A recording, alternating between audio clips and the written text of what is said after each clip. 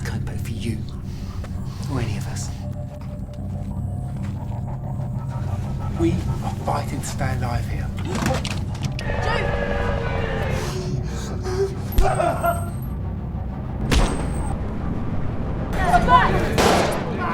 My son made a very big mistake.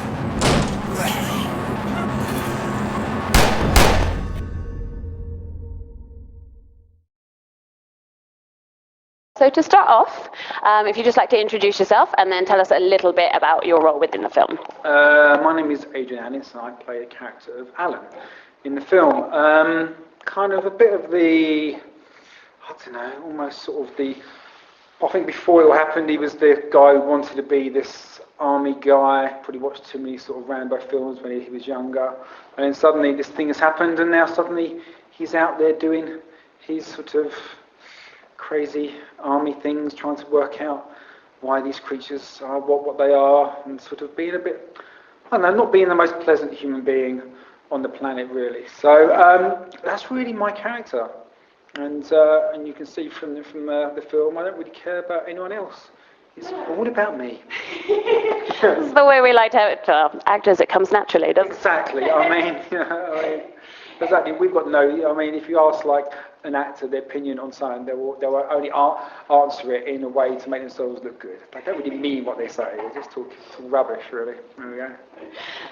How did you first hear about the film, and how did you get involved? Well, I actually heard about the film through social media because I knew a lot of us have worked together on previous productions. I worked with Joanne, I worked with Simon, I worked with Angela, and they were sort of promoting it quite big on their Facebook because they were getting funding at the time. So I thought, oh wow, this looks huge, this looks big. So then they put up an advert on one of the casting websites, and these were for like the kind of minor roles at that time. I thought, okay, this looks really good.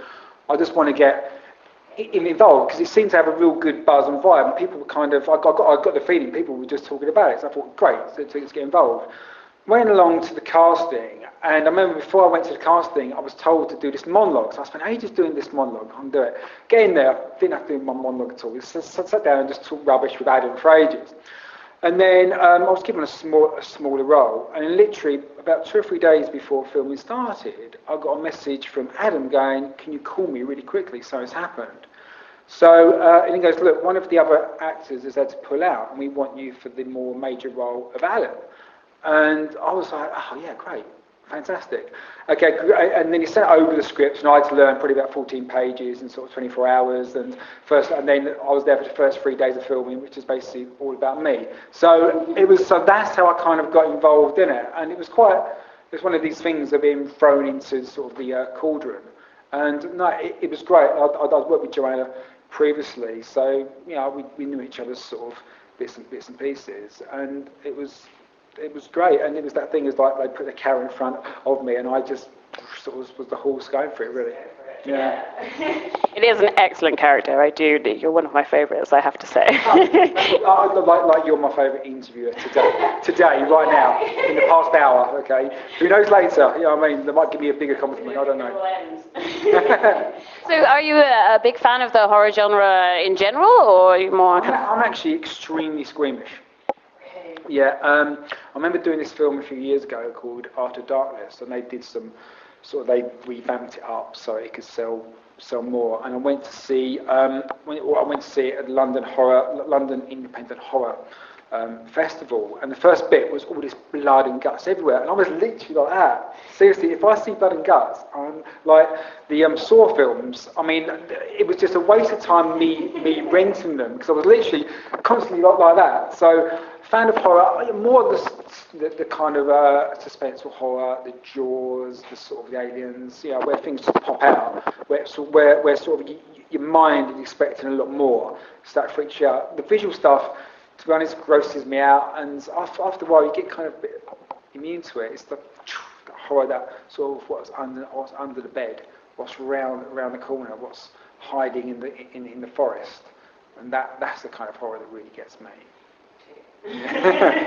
So, have you had a chance to see the film yet? I've seen bits and pieces of it, but tonight I think it's going to be the first time I've seen it all the way through, so that's going to be great. But I mean, we've been getting some really good feedback from from people in the industry, and it was released in the US, and some good critic reviews from that as well, which has been promising. So, you know, let's see where Survivors sort of ends up, where it kind of lands, and then we'll sort of take it from there, really. But no, it was great working with the team and everyone. So you know, and I enjoyed myself, which is the thing. And very quickly, just lastly, what's next for you? I've got a number of little projects coming up. I'm just in the middle of getting my visa to go and work in the US, which is great. But no, it's just loads of little kind of projects. I just a film I was in won the Colchester 60-hour film challenge at the weekend, which was great. We got loads of really good feedback from that. But no, I mean, I got my fingers in numbers of pies, and to be honest, I don't want to say anything in case none of them happen, because that hurts. That hurts, exactly.